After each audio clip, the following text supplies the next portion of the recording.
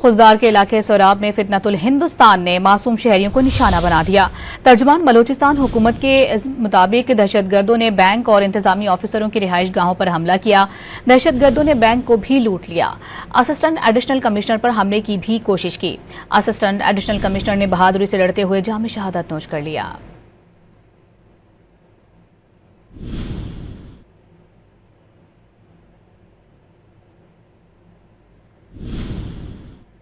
खुजदार के इलाके सोराब में फितनतुल हिंदुस्तान ने मासूम शहरियों को निशाना बना दिया।